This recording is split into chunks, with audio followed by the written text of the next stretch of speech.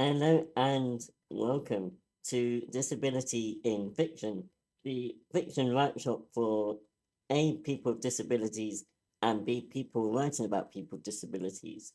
It's wonderful to have you all here. Let's just go through the usual PowerPoint spiel thing. um, and we'll start with why this workshop exists. Essentially, we exist because disability is so misrepresented in the media, and so we want to help change that. And the number one way to do that is through education. Hence this workshop. Writers come here and discuss topics in their artwork, in their writing, and whatever content that they're creating, and yeah, we just review it and go through it together. So if you have anything, then feel free to submit it. We ask that everyone is respectful when doing so, and we welcome questions, although we know that questions can be quite sensitive and personal sometimes, so be mindful of that. And we're all here to learn and improve.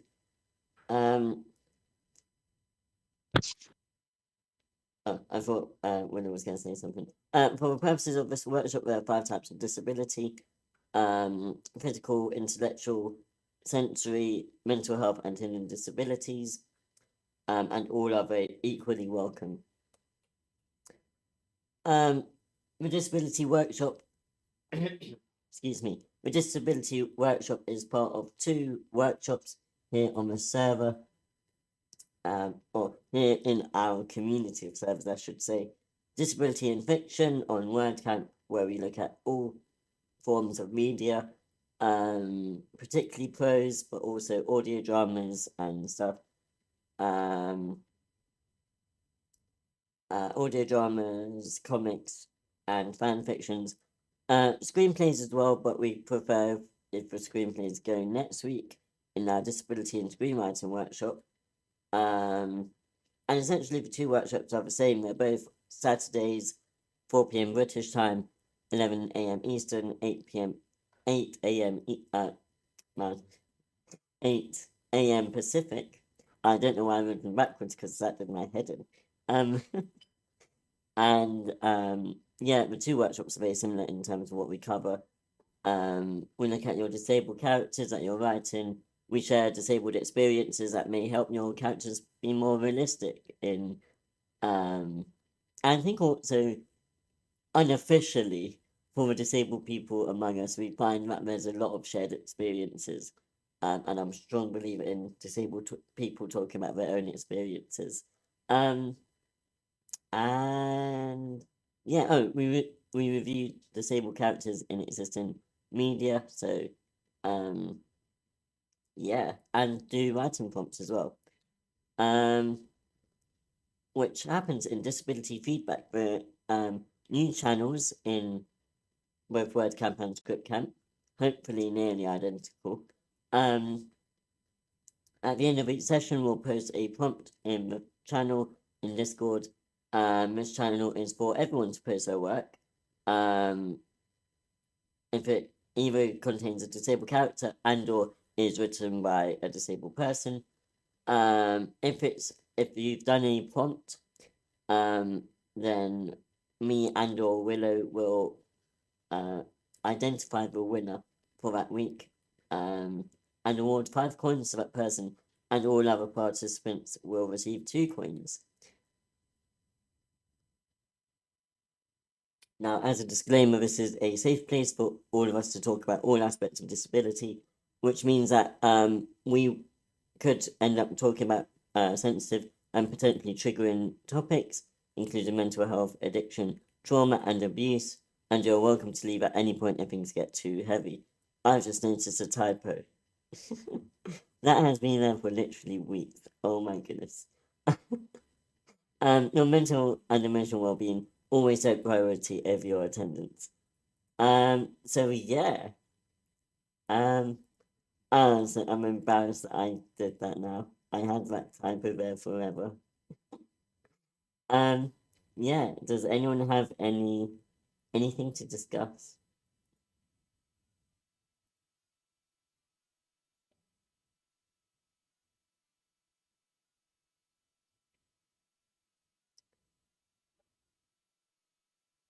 I mean, I don't think I can say I have anything properly discussed. I don't really, like you said, like, there's not much like representation in the media of it. And I don't really, I think I just kind of do wish that I could see more of it because, I mean, yeah, I don't know. It's like, it's such a big topic, I think as well. Like, oh, wait, what?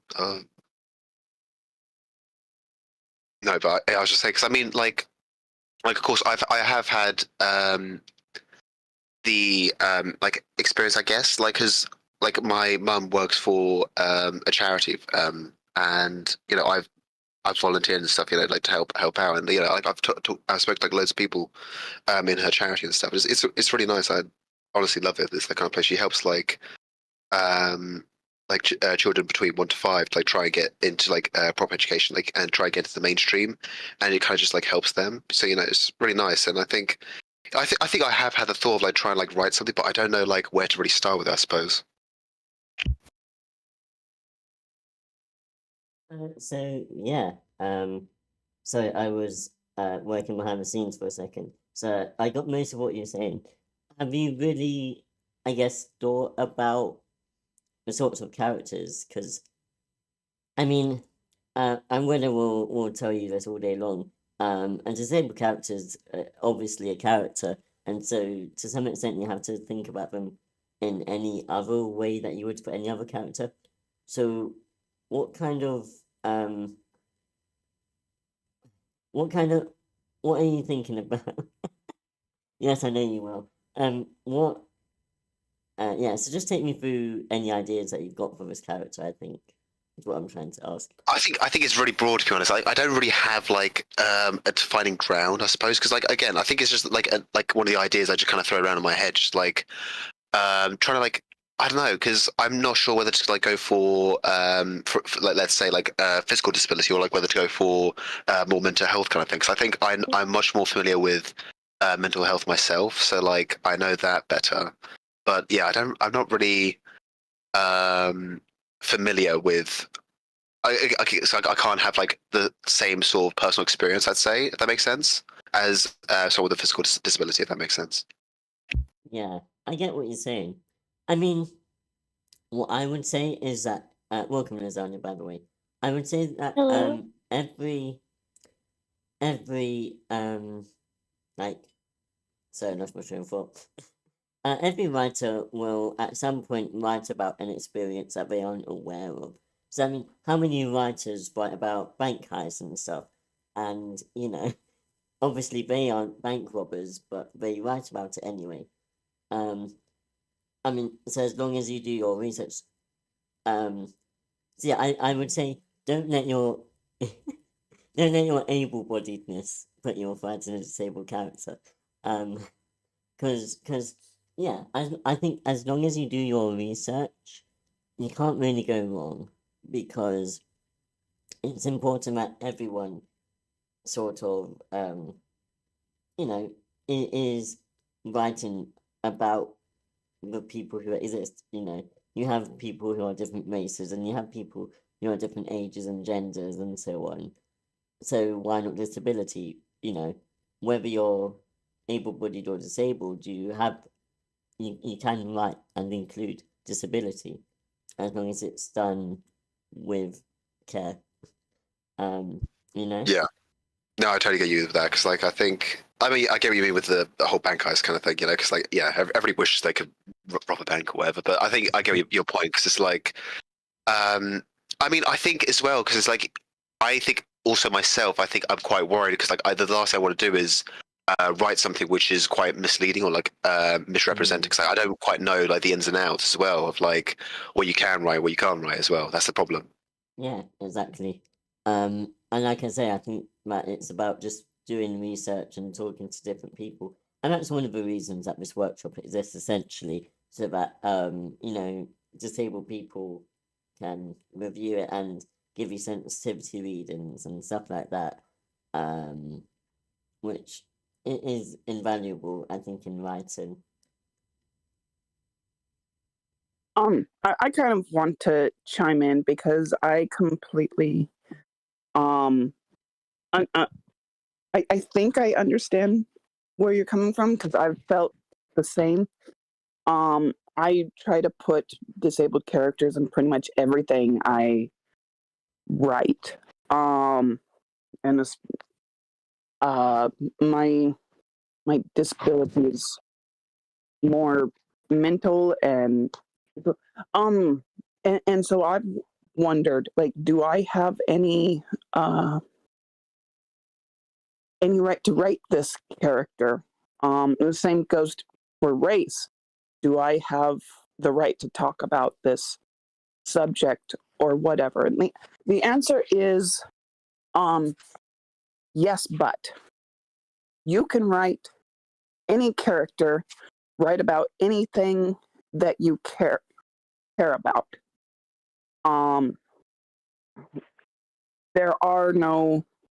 There is no, well, gay people need to write gay characters, and Black people need to write Black characters.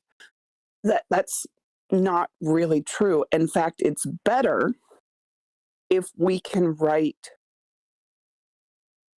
all of it, many different points of view and many different things. But because we can't be outside of our own experiences, we do need to, it does take a lot of research and understanding. Now, there is one exception that I will say, and it does not pertain to the writers. And I would say that comes with the actual acting and performance. Disabled characters need to be played by disabled actors. People of color characters need to be played by those people of color's actors. That is, but as far as writing them, no. Yeah, I would say it's an open board. But it does take more research and sensitivity readings and such. Yeah. Answer your question? Yeah, no, it does. Honestly, yeah, it does. Because I think, yeah, I do. Yeah, I can't say it. I get what you mean. Because especially when you say it's more down to the acting and the casting as well. Because I think that is a key element as well. Because I've seen plenty of characters who are written, especially disabled characters as well, where the casting does not match as well. So I think that is also quite a big issue. I think I'm not. Yeah, I don't know, because I think it is. I think it's something which I do want to go down there, because I want to write these stories about these different kind of people. I love trying to write anybody I can try, but I think it's something I definitely want to try and attempt at some point, because I feel like it would be, because I don't know, it's quite a broad scope. I think, I don't know. I'm not. Yeah, I'm not being very helpful with any specifications or anything. Yeah.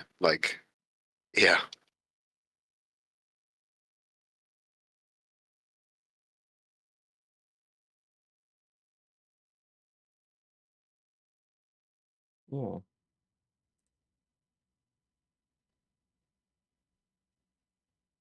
Okay. I think we're gonna go down the list and just see if anyone's working on anything with any disability in it.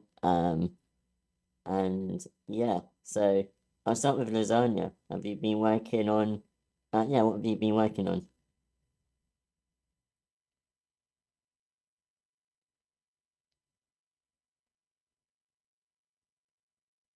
I'm not sure if she's there.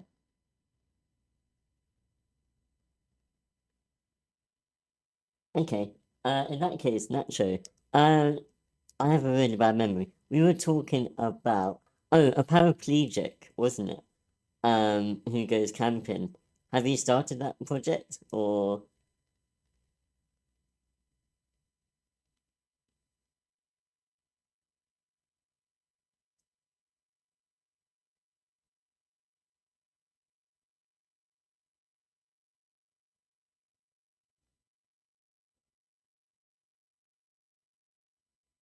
Yeah, everyone else is busy.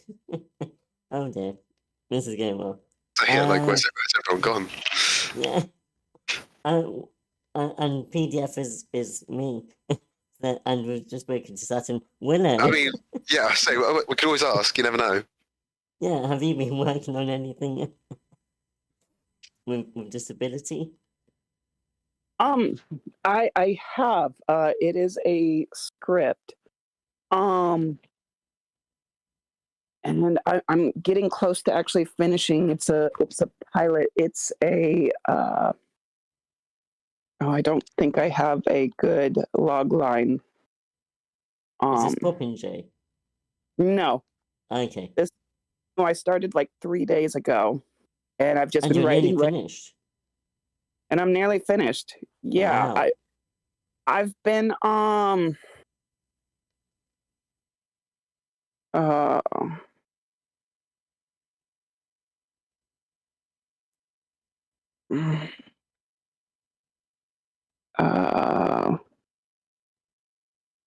well, the log line's out of date, actually.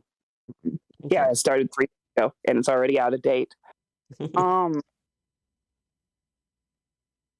Yeah, so it's kind of like an old western. It's a family of centaurs running a fruit farm, and they help each other and they help their neighbors.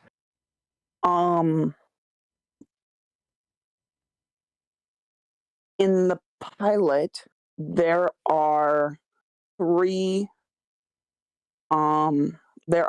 disabled characters. I think you would consider the third one disabled, technically. Two of them are. It's more normal day-to-day life. One, his name is Lalo, and he was born with a congenital limb difference. So he is a centaur, and one of his legs is not quite formed, and so he uses a crutch, basically, to get around. He doesn't really appear much in this episode. He just has one like little scene where the buckle had broken, and now he's waiting while it's getting fixed by the blacksmith. And he has interaction with another character. But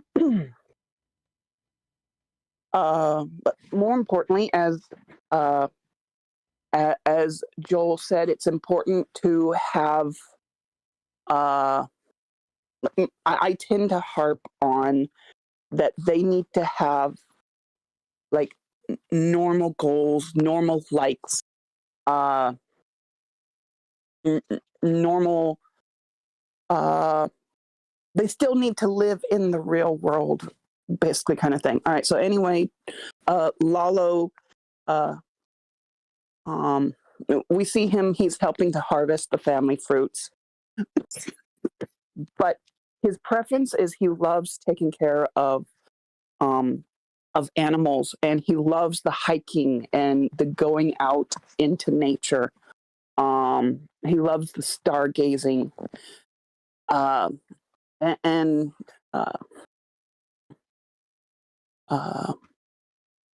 that is where his preferences are, because he is young. His duties are assigned, and he doesn't get to go do the stuff that he loves. But I mean, it's more of a hobby to him, and that's where a lot of his kind of goals will be.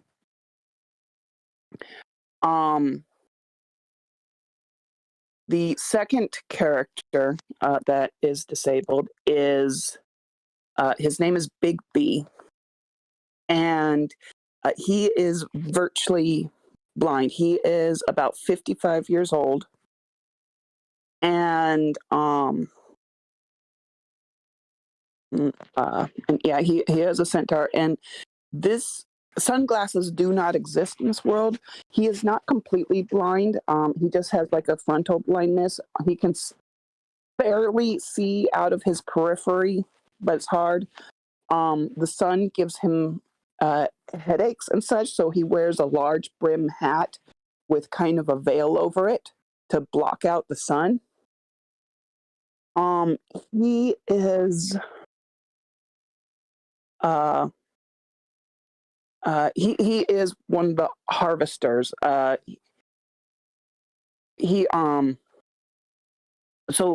all right, so it's a family of centaurs, right? And so one of the fruits that they harvest grow on trellises, and he's a big old guy, like muscle bound, built, and also like really tall kind of thing.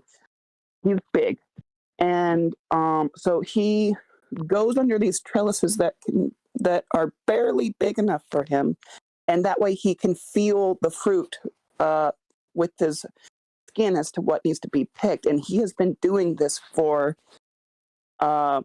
decades, and he is good at it, and he is seen and respected as a leader. And that is kind of what the pilot is about, is them getting a new leader.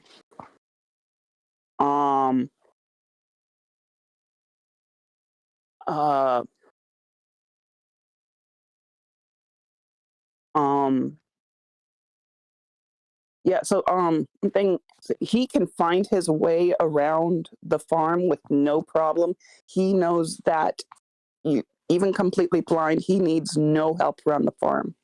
Leaving the farm into unfamiliar area, he can't do that. He'll get scared, nervous. He just stays straight on the farm, which he knows perfectly. And this does come a problem because of the last person with, I would consider it disability. She is the grand mare, and she is showing signs of dementia. It's kind of little at first, and the family is debating whether or not she's having issues, or if she it's just, she's old. People forget stuff. People forget. It's totally normal. And that doesn't mean that she should be removed as leader. And she ends up going missing, which is kind of the problem with Big B, because he can't look for her. But I am much more worried about writing a character with dementia than I am like Lalo and Big B. Like the physical disabilities, I find, I don't know, I'm not so worried about them, but like mental, I think, is a lot harder to write respectfully. So Grandmare, she her kind of symptoms. The first thing, and we, the audience, don't really notice that there's anything weird, is she calls one of the kids by the wrong name. And we don't have any comprehension. One of the characters said, "Oh, by the way, that's not who you think it is. That's not." And it's not until later we find out that she confused an 8-year-old girl with a 40-year-old woman. And she actually does that again between Lalo and Big B. She sees Lalo's leg and thinks it's Big B and has injured it. And so she's trying to drag him off to the medic, no matter what Lalo is saying. There's nothing wrong with my leg. It's fine. My crutch is broken. I'm fine. And he finds it funny, but Big B gets worried about that because Big B, giant guy. Lalo, teenager. But the next time we see Grandma, she is doing the money. She's counting the money and doing the budget, and she nails it. She has absolutely no cognitive issues whatsoever, and everything's fine. Anyway, so those are my 3 characters that I am currently writing. Cool. Yeah, it sounds good. And I understand what you mean about trying to write a character with an intellectual disability, like, respectfully. Like, and I guess there's that problem of doing it in real life. You know, if someone is with dementia, we almost become a child again. And, how do you treat an adult whose brain is like a child and do it respectfully, with dignity? And so I think it's a problem that you have to figure out in real life, let alone in writing, if that makes sense. Yeah. I mean, I was gonna say, so I was gonna say actually I'm writing a script about dementia, but I was gonna say with your part with how you're worried about it, like I think I wouldn't worry too much about it because what did you say you want to like try and portray like some sort of element of like him as a child or something, or was that did I miss? Yeah. No, they're not portrayed as children. They're portrayed as the age they are, but she, like, her mind is like 40 years in the past. Gotcha. I see. She's remembering things. So she's thinking the kids running around are actually the adults because that's what they were when she was young. The buildings that she the buildings that she knows, like, she thinks the Taylor's is the storage shop, but as Big B mentions, that was what it was, a storage 40 years ago. Yeah. Okay. Well, I mean, what specifically are you worried about with trying to portray it? I'm not quite worried. I've actually got another kind of mental illness character. I'm not particularly worried about characters at the moment.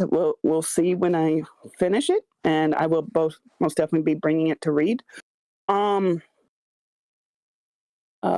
yeah, it's just an update on what I've been working on. I think I've done well portraying them. They are all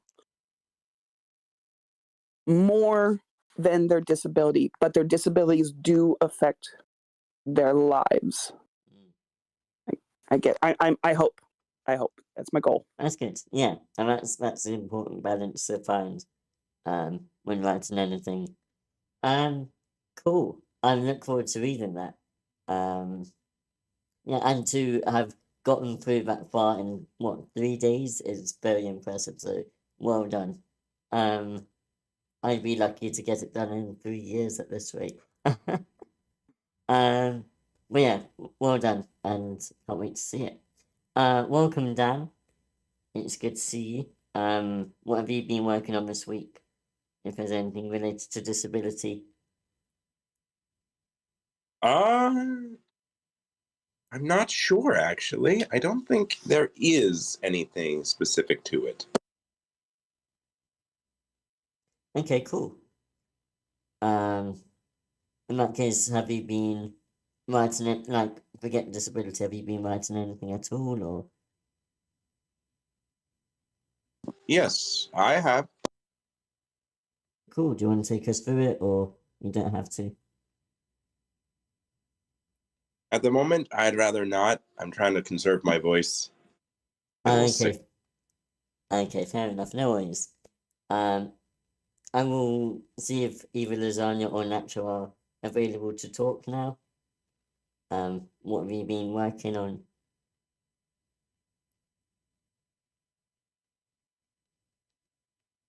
At the moment, I'm just listening in. I'm right now not currently working on any relevant projects. Just you helped me. You guys helped me a lot last week, and on the project with the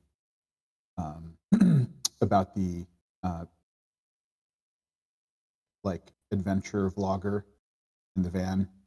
So right now, I'm just kind of getting ready some other stuff to submit to some screenwriting contests. And then I'm going to go back to that one and probably start maybe in,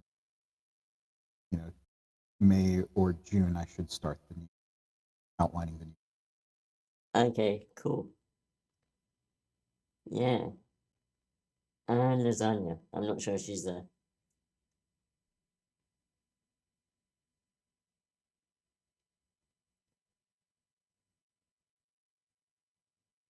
No, doesn't look like it. So Willow, it looks like it goes back to you. You say you have a character or family that you're worried about. Do you want to take us through that? What are your concerns? Yeah. So, there's one character, and I just struggle with this personality type. I struggle with anger.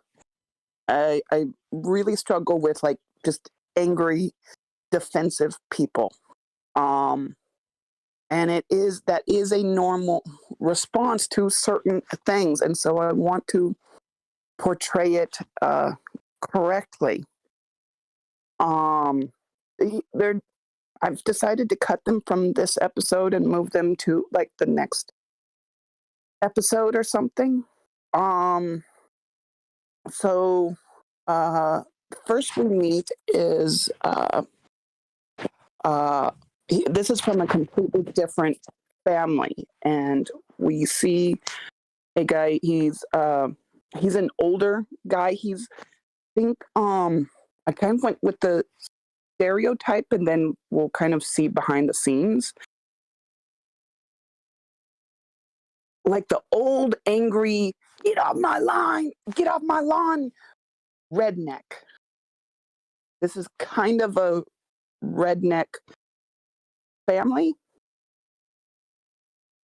or that is kind of the stereotype, but I want to kill that stereotype, basically. And so he comes in and he buys some pies and preserves, but there's only 4 pies, but he wants 5. And so he's more manipulating it to have them delivered, just to be a pain in the butt. And he refuses to accept that, to wait 5 minutes while another pie is coming out.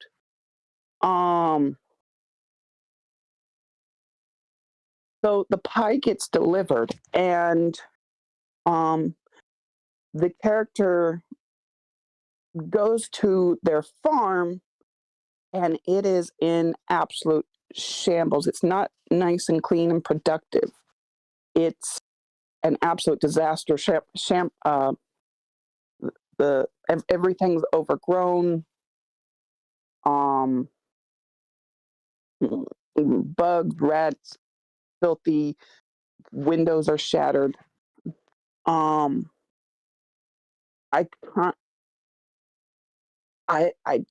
kind of like maybe for the family to be like angry and defensive. Maybe I really struggle with writing that kind of a character. So there's basically like maybe some kind of a hoarding, self-care kind of issues. So talking with like some of the elder centaurs, they say the family are they're a bunch of freeloaders who they used to have a vegetable garden, a vegetable farm, but now they're just a bunch of freeloaders that you can't trust, can't turn your back on. And they like living that way, and they get government from the money, so they get money from the government, so they don't have to do anything. And go and find out that that's not true. A flood wiped out their vegetable farm, and it also killed half their herd. And yeah, these are people. One of the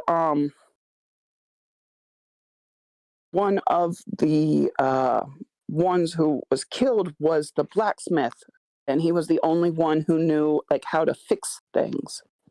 But they're too proud to ask for help, and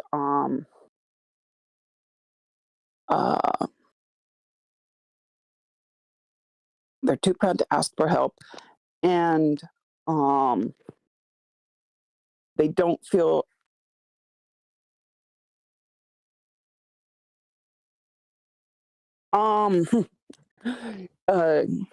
yeah, I say that, Nacho.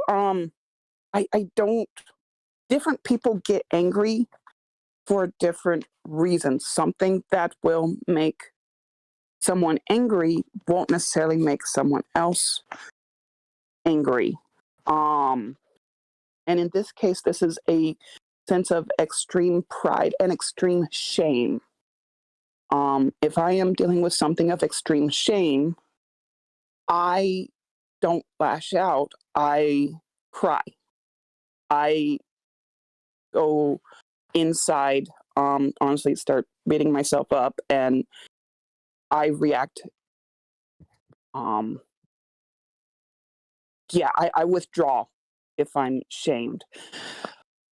In this case, this is a family that acts aggressively when they feel shame as a defense. So they don't get they barely get enough money from the government to survive. They are buying pies and preserves instead of like good, healthier fruit. Because their cart is broken and can't handle anything heavier that a full bushel of fruit would be, and they can't travel to further places to be able to get better, healthier fruit. So they are overweight and unhealthy.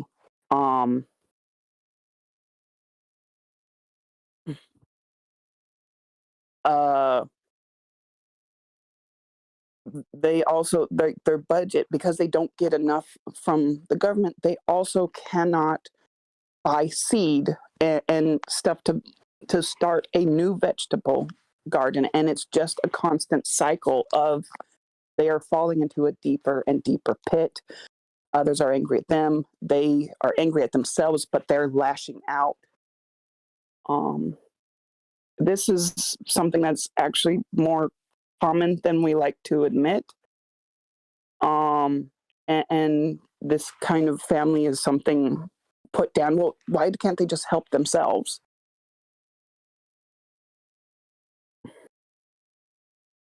So that's the family that I really want to write this family, and I'm worried about it. So, what specifically are you worried about? Because I understand it's like a different response to what you would feel if you were in a situation. But what is it that worries you, I guess? Like, not villainizing, is that what you're worried about? Or I really don't want to villainize them. I really want to show them in a light, like you see there's like a redneck stereotype, and it's just as bad as a lot of other stereotypes. There's all kinds of jokes about marrying your cousin and stuff like that. And it's not so much that I care about the redneck stereotype. It's more that I want to showcase someone who is struggling with self-care, especially.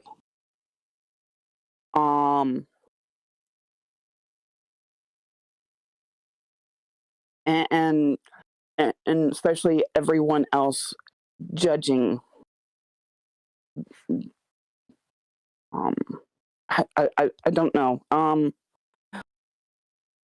I kind of know what I want to go for. I don't really know what I'm worried. I think it comes more down to the dialogue and what they say, because I have a really hard time writing malice and anger. It's hard for me to get into that headspace. And it feels really fake and clumsy.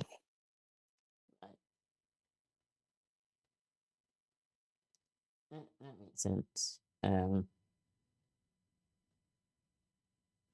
Yeah, I think sometimes it is difficult to put yourself in the character's shoes if they're really different from you.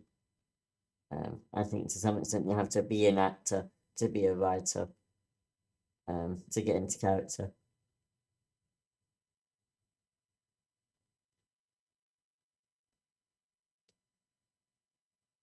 Nacho says, maybe try to zero in on what this character wants to win or to get from the other character in the scene.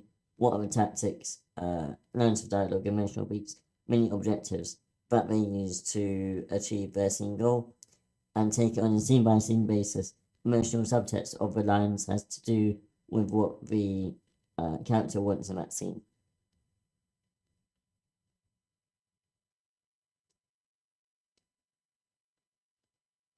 Okay.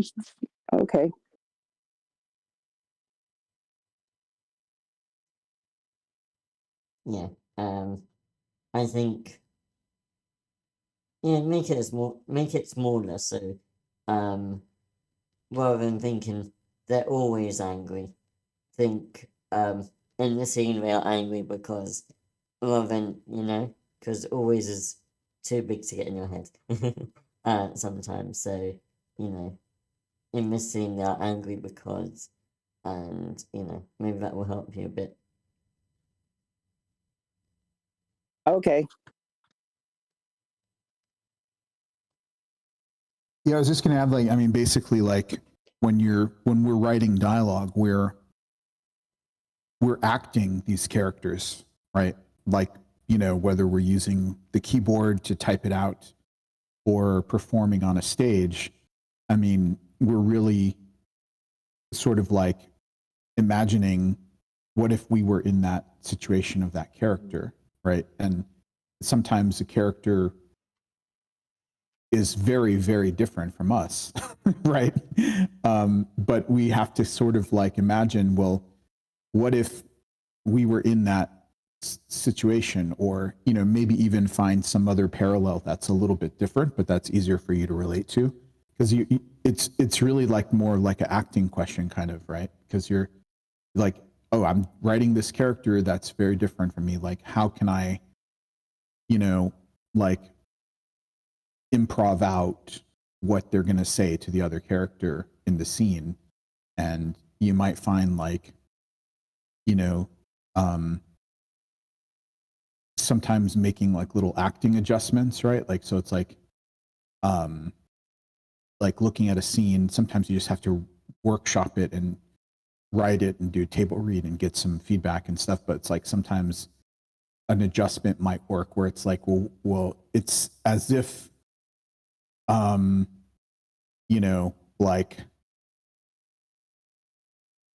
this person, what if this person, just, killed my parents or something, right? Or whatever. Whatever the thing is, you're just kind of thinking about things in a way that helps you kind of tap into what that character is, like sort of like try to think about each line as like a verb that they're trying to do to the other character. Like this line, I want to like goad them. This line, I want to, like, I don't know, toy with them, right? Or whatever this character, I mean, I guess they're like the antagonist, or, I mean, whatever the situation is, but you're trying to think of like specific actions for each line of dialogue. And the overall thing in the scene is kind of like what's driving that character. Like, what is, like, are they getting revenge with their words? Are they punishing the other character? Or are they like want to make, like a really specific goal in a scene might be like, I want this character to apologize. Like that's a really clear goal. Like I'm trying to get this other character to apologize. And then in the tactics is where you look at the ways that only this character would do, right? Like a character who is not like as confident, or a character who's like a doormat would use totally different tactics from a character who's more like a bully or something, right? And you're looking at like, what are the little beats, like the little lines or actions that they would do to try to get this character to apologize or something. Or, I mean, I don't know if it has anything to do with your scene, but just as an example. All right. I will consider that.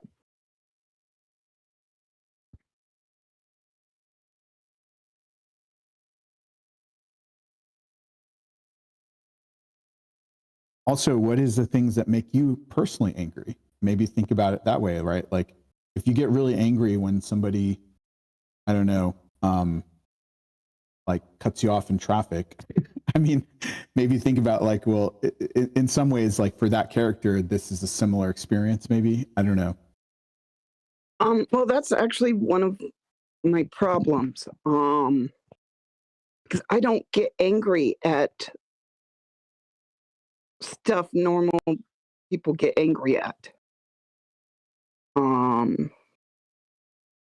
You get angry at when you witness an act of injustice or something, or whatever, makes you angry. You can sort of think about it like, that's maybe a parallel for this person.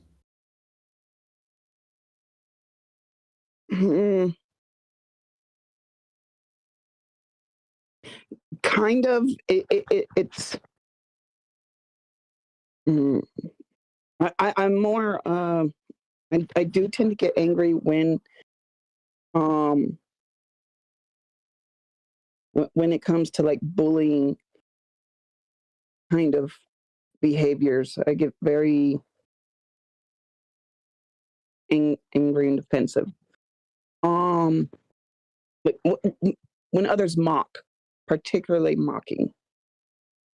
But I really, really struggle with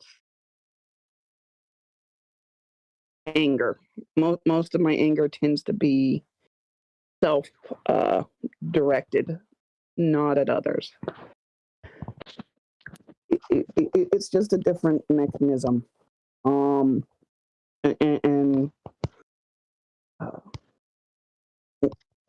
There's reasons. And it's caused plenty of problems.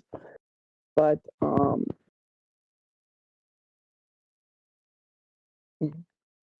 don't know. Anyways, I'll give it a try.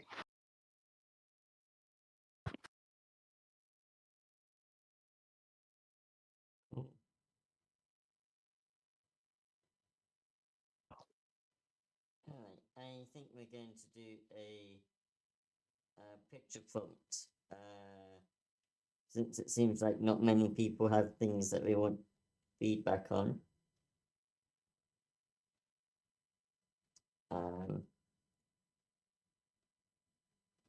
Actually, I think I might have something. Yeah, sure.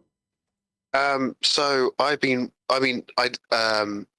Willa just remind me of the script I was been trying to write recently about dementia kind of thing. So like it's I've been trying to write this script. It's meant to be about a dictator who gets dementia, and he is slowly starting like forget about who he is as a person, and so he hires a journalist to like sort of rediscover like his past, but like the real like events that happen instead of like what the propaganda he put out instead. So like I'd be trying to like write the dictator himself with his dialogue, but I think the like one like issue I've been sort of coming up with is, I mean, I guess it is dialogue, but like not like in the sense of like what the characters want and stuff, but like rather like how you write, because like so it's inspired by my granddad.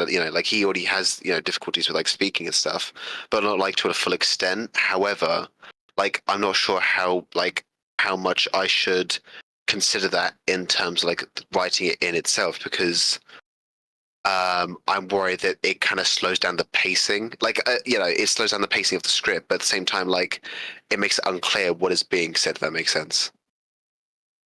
Because like I can do it to like certain extents, but I can't. I don't know like whether to go like full in, like like all the way in, or do I almost pull it, like rein it in a little bit. I don't know how to go about with it.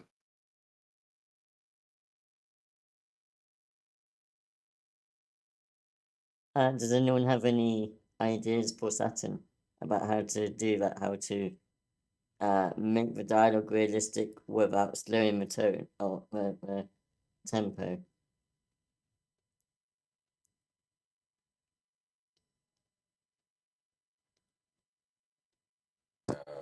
Well, one thing that happens is that people talk over each other. Yeah. So make them talk over, and then you can have this, and this guy talks, and this one. Excuse me. I think it's. I mean, it's not about that. I think it's rather trying to get, because I think I have a scene where like it's basically the journalist meets the dictator. However, it's like it's almost we're trying to learn about the dictator by through his own words, but it's like in a way it needs to be like it needs to convey like the information to the audience without confusing them at the same time. So like because he has like a lot of respect, like everyone's letting him talk, but it's like almost it's it's quite hard to watch, because it is someone who clearly can't handle it himself almost.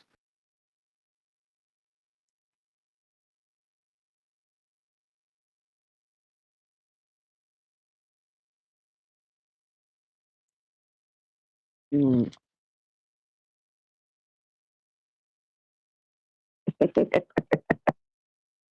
uh, yeah, I don't know. I guess the same as what Nacho was saying. Take it like one sentence at a time or something. Yeah, I don't know. I think this is one of the things that makes any kind of mental illness really hard to write. Yeah, definitely. I mean, like I think because I mean with my experience with my granddad, I think I'm trying to base it off that almost, but in a way it is like it definitely does pose a challenge when you try to write them as well, I think, because just trying to. Oh god, I'm still trying to like think about it, but yeah, like is at the same time I want him to be like quite well thought, but again that's like very contradictory to like how one would be when they have dementia. But then again, it kind of depends as well.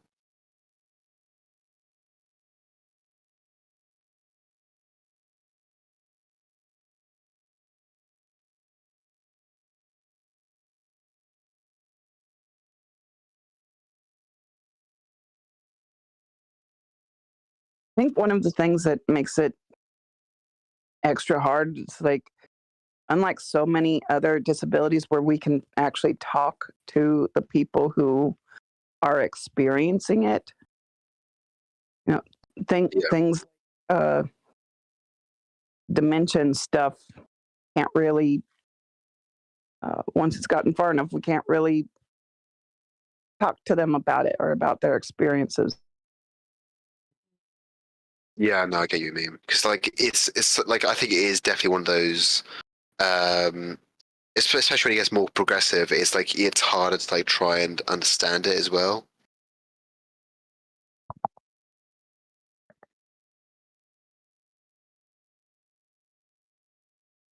Because like, I think the only thing I can really know, like for myself, from my own experience, is that like I remember he always like doesn't know like sometimes he'll be speaking, there'll be like a word which he just doesn't know, and so he'll start like for example he'll be like talking about a phone, for example, and he'll say like I would just call somebody, but he would point at it instead, because he would go like, so I was, and he'd go like, he just pause and hesitate, and then you like point at it instead, like just try and like prompt somebody else to like say the word for him, and like, oh, you mean phone? He goes, oh yeah phone. So and he carries on, and like it happens again, so it's like, you know. I wonder if you could, like, I'm not sure how well it would work, if you could use that way of talking, and yes, it would slow down the rhythm of the script, but how much damage would that do? Like, should the script be slowed down, or maybe just in those scenes? And there's that weird contrast of the point of view from a journalist, and then the point of view from the director, the dictator. If that is maybe something that would work, and you just embrace that difference. Yeah, no, I get what you're saying. So like it has a bit more contrast, because especially because it plays. There's also like going to be, of course, flashbacks to like him as being younger. So it creates that could work as like a better contrast working. Yeah.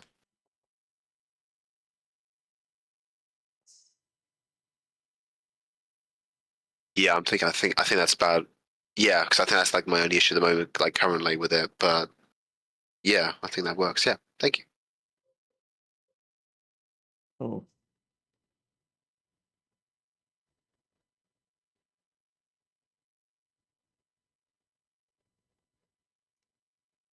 Alright then. Here I have an image, which I'm going to post in disability feedback channel in just a second. Give me 1 minute here.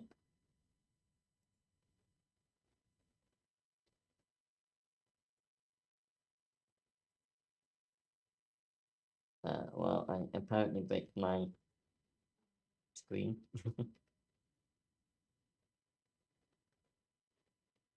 I've lost it. I'm being a noob. Right. Copy.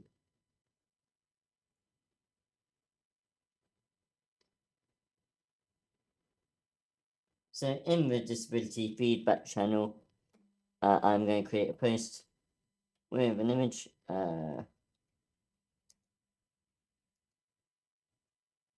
For 29th of April.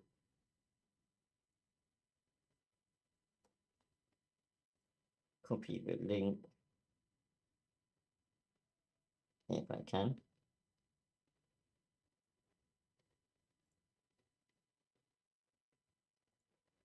Alright, so I think what I'm going to ask is if anyone is able to write a short, preferably in prose, since this is WordCamp, and so less than 5 pages. If no one else has got anything else to say, I think we'll. Can you still hear me?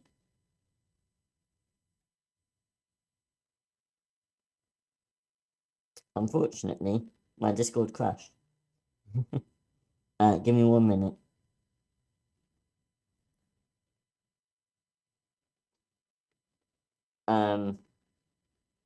This is gonna be weird. So yeah, I'm gonna ask, if no one else has got anything else that they want feedback, then we might, wrap up a bit early. But yeah, there's a post in the chat there. And 5 pages or less, and you will have about a week to do that. No, you'll have 2 weeks, sorry. Till the next WordCamp session. Ah. Right, is Discord back and working? Yes, it is. Good. I didn't want to finish early. I don't like finishing early.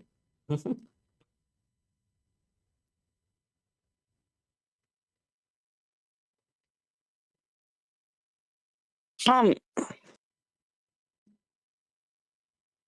don't know, maybe you could find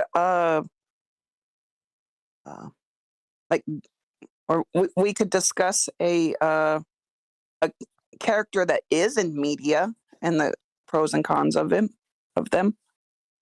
Yeah, sure. Okay. What's the easiest way to do this? Has anyone watched any media that's got a disabled character in it?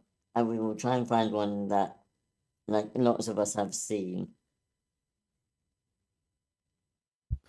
First that comes to mind is I think one that really stood out to me when I watched it was Peanut Butter Falcon, I think. I haven't heard of that. Welcome, Gray. Has anyone else seen that?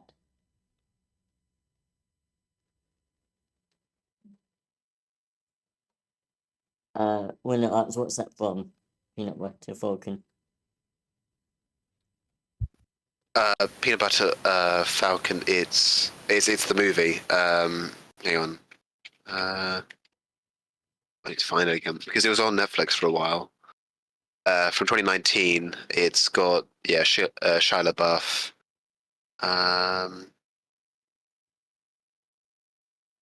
Yeah. Currently, it's on Prime at the moment. Yeah, I remember watching it a while ago, but I have to be honest, I've forgotten quite a lot of it. But yeah, I think it was, it did really well actually.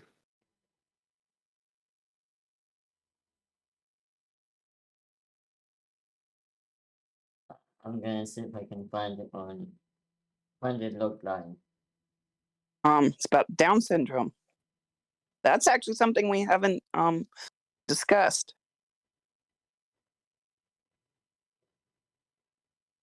I think the logline is, or not the logline, but a short description. A young man with Down syndrome runs away from his care home to pursue his dream of becoming a wrestler. It seems to also be on BBC iPlayer if you're in the UK. Yeah.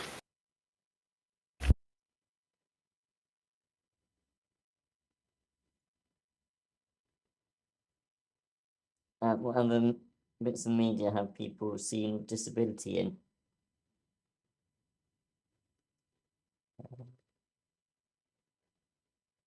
I've been watching How to Train Your Dragon, a TV series. I know a couple of you have seen that. What do you think of Hiccup, who's got an amputated leg? I do I love the first movie. I have watched all of the series. Yeah, I do like that. I like Hiccup.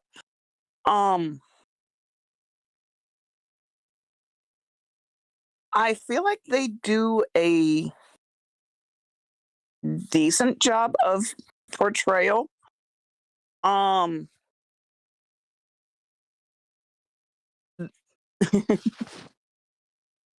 There are a couple things that they seem to get wrong with prosthetics. One is people do not sleep in their prosthetics. And a prosthetic actually comes off relatively easily with the right amount of force. It's not glued to the leg or something. Other than that, I think they do a really good job.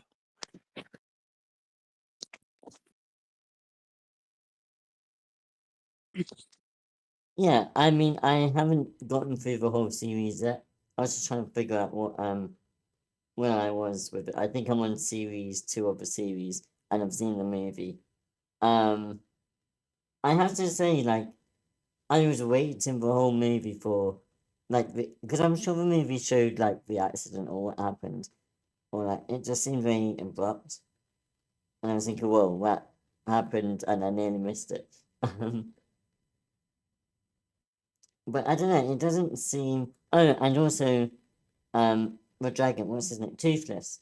He also has a missing wing, which is seen in the movie, and Hiccup helps him fly with the wing, that he makes.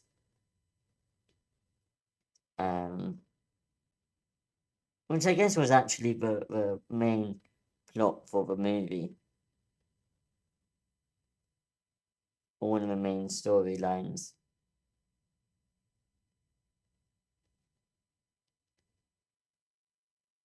Yeah, I personally love both of the characters. Both of them. I'll also mention there's another disabled character who's very prominent. Gobber. Yeah. He's got like 2 prosthetics, and I think in the case of Gobber, like I feel like it's portrayed especially well with how his prosthetic arm is functional in that he can change the different types of prosthetics. Like, I think something like that would kind of border on like the superhero trope kind of thing, a disability being a superhero, but it's not actually the disability becoming a superpower. It's the prosthetic having multiple uses. I don't know. I really like Gobert too. Anybody else have something to say about anyone in the franchise?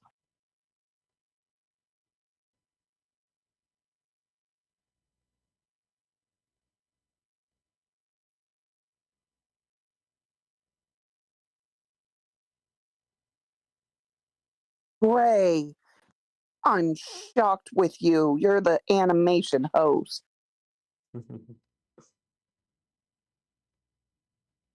I think there's only one film.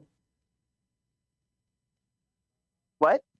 I think there's only one movie. Am I right? No, it's There's 3. There's 3. Oh dear, I've got watching to do.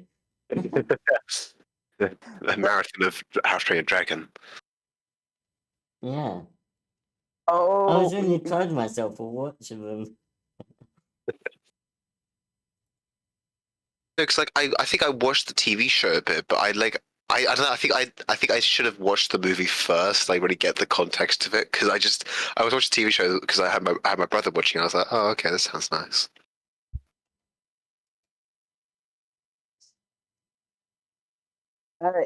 Yeah, the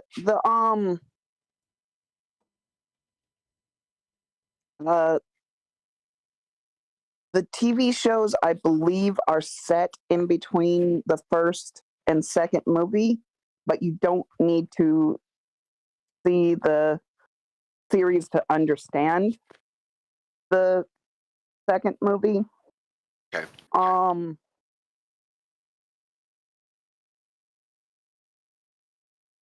I highly recommend watching the second movie. Some people consider it better than the first, and I can understand why. One with the white dragon, because I remember that like being a meme for a while. The White Dragon is in the third movie. That one's a bit more, not the word controversial, but it's some people love it, some people don't love it. More Okay. like that. It's like okay. But the second movie is something almost universally loved.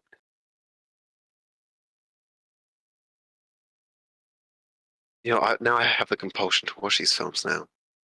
Yeah. Oh, hi. I'm adding them all on Netflix as we speak. Wait, are they on Netflix? Oh, amazing. No, only one of them is. Oh, in the damn UK. it. Yeah. Okay. The first Really? movie is. Ah, nuts. Yeah. So it's still a good place. The movie and the series. I think there's like 3 different series or something. There was yeah, there's one. a lot. I I don't know. And I mean series in the term of like a whole group of seasons. Yeah. Season. There was one I have not seen it. I haven't seen it on Netflix. I haven't seen it since it aired. And then I don't know, like it aired on TV and then I've never seen it since or really even referred to. And it was pretty decent. It started it off. And then I think the one that where they live on I think they call it the edge or something. Race to Like- the Edge, yeah. That's the much more commonly known series. And it was pretty good. Yeah, that's the one that I'm watching at the moment. Yeah, I like that one.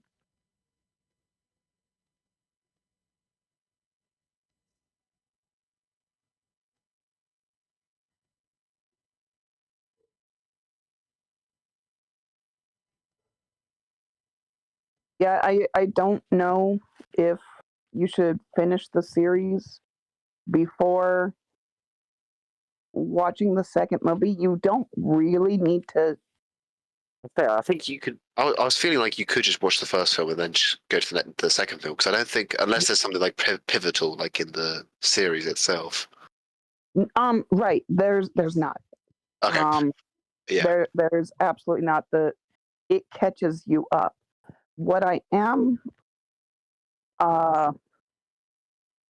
wondering about is if you are watching the series, would you like jump to the second movie to watch it or not? Because that there could be what might be a few spoilers. I don't think they're major, and you could see it coming 10 miles away. I guess that would be up to the watcher, but I'm going to recommend 600% to watch the second movie, one way or the other. 100% is quite positive. Not even 700%. Yeah.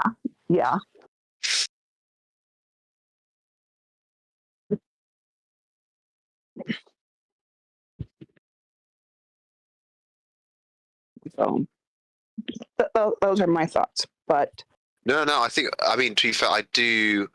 I think I haven't watched a good animation for a while, so I feel like again, my friend talks to me about it a lot because he loves these. Like when I first heard about the live action How to Train Your Dragon coming out, you know, all my friends were like, "Oh my god, yes, it's happening!" I was like, "Wait, what?"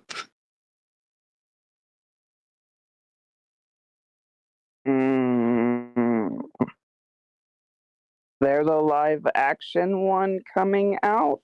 Yeah. I had not heard that. Not surprised. Here we find live action. They tend to be worse, don't you find? Or that might just be like as we reminisce. Like I saw another How to Train Your Dragon series where the animation style is different. And it just looks weird. I guess because you're not used to it. Yeah, true.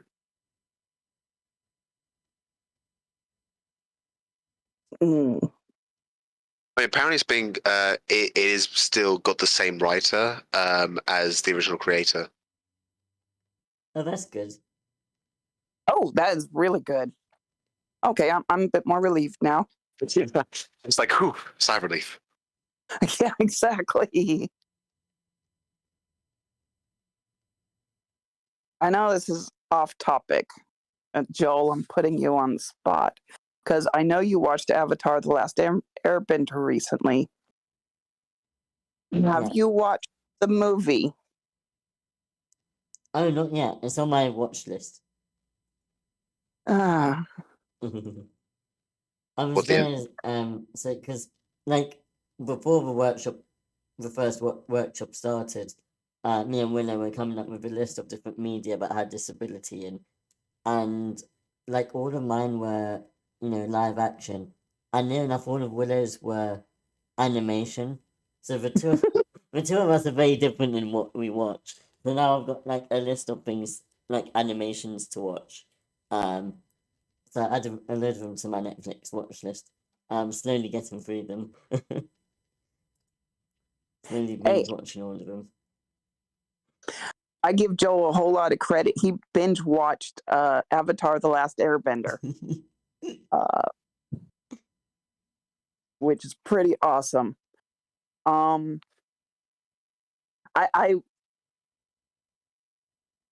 I'd kind of love there to be there to hold your hand while watching the Avatar live action movie. I've just seen it on my watch list, and I don't remember the poster looking this cool. That's a cool poster. Yes, it's a cool poster. I'm not gonna lie, it's as the fans of the show like to say, there is no movie in Ba Sing Se. This movie does not exist. It is so hated and despised by the fandom. Secret tunnel, secret tunnel.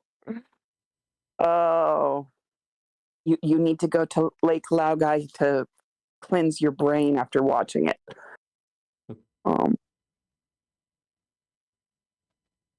Oh, you absolutely should watch it. Just,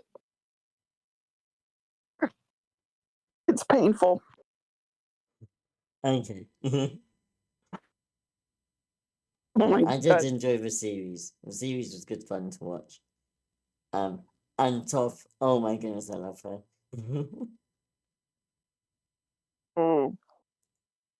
Yeah, you might become physically ill at the movie. Yeah. Yeah, she's not even in the poster. How did they leave her out of the poster? Okay, well, the movie is the first season. Okay. They do have like a little hook on the end implying like that they would do the second season, a sequel hook, but it performed so badly at the box office that no sequels were ever made. Okay. And they dropped.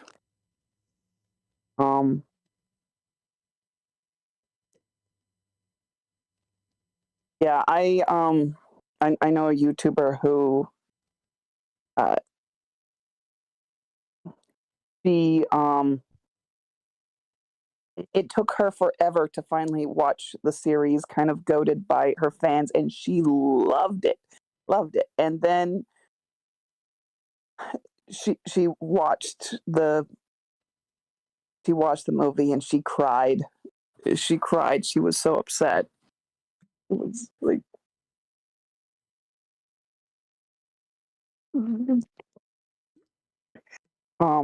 I've watched it several times now, and I do recommend it.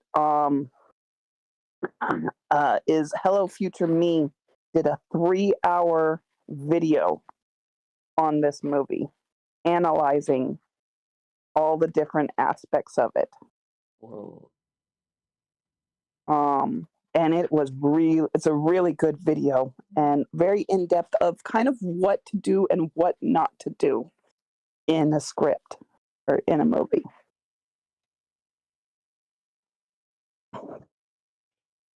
Good morning, Lasagna. Good to have you with us, Lasagna.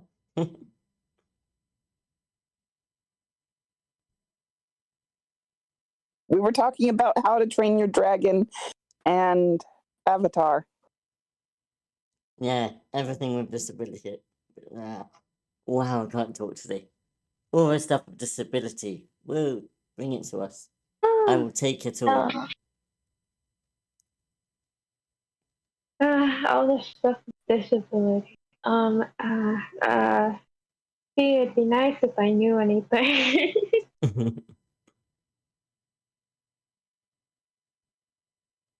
But I don't. Usually it's horror. Sorry. I think I remember one, but it was horror. And it was about a ballerina, I think. I don't know.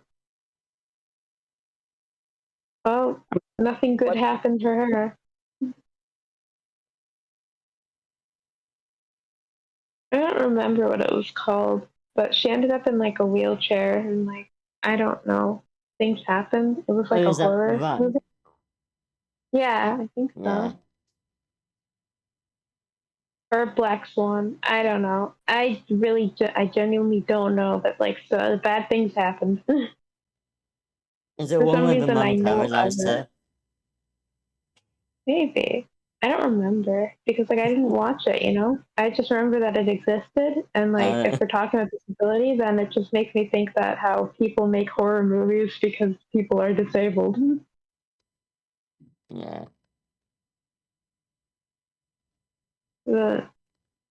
Yeah. I can only think about bad things. There's only bad things. I don't know. So it's good that you're talking about How to Train Your Dragon because that's a good thing. Yeah.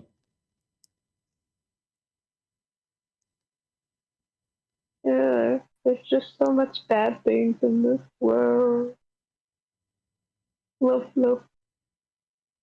Loaf, loaf, loaf. Very good. That poor cat has no idea what's going on. It's I'm just not thinking sure. that all the humans getting what is this? I wake up and I think about bad things. I'm going back to bed.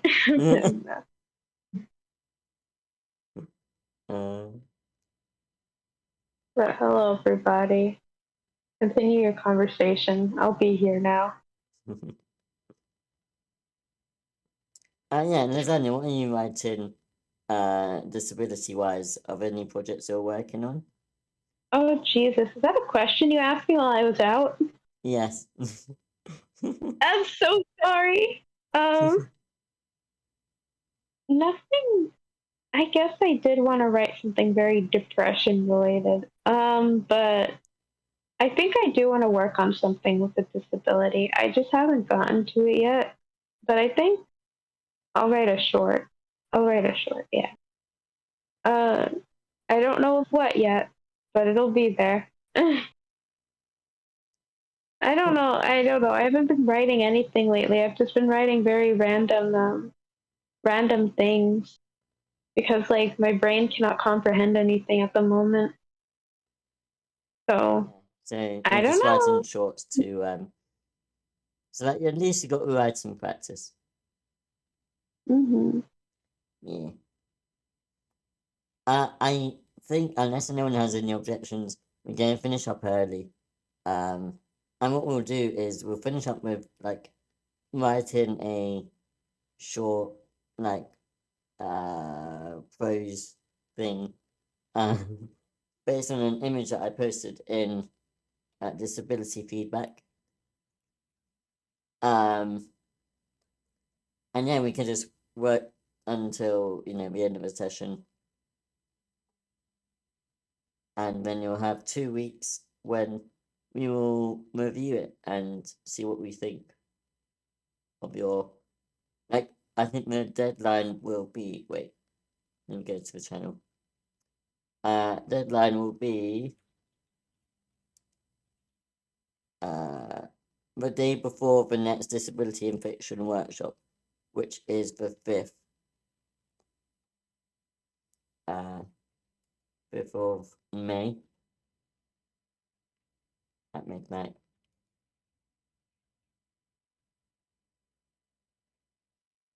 You guys will be missed.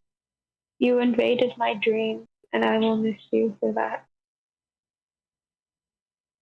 It was nice to know you. It's the end of the line. Yeah, we've reached the end.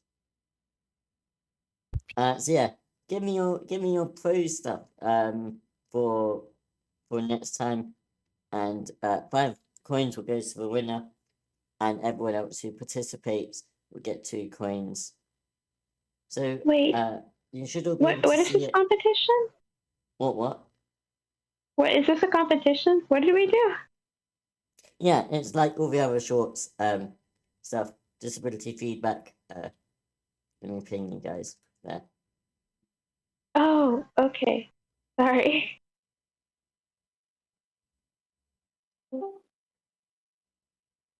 And yeah, thank you guys all for coming. Hope you have a wonderful week. We'll see you next time for disability in screenwriting. You will be missed. Goodbye, everyone.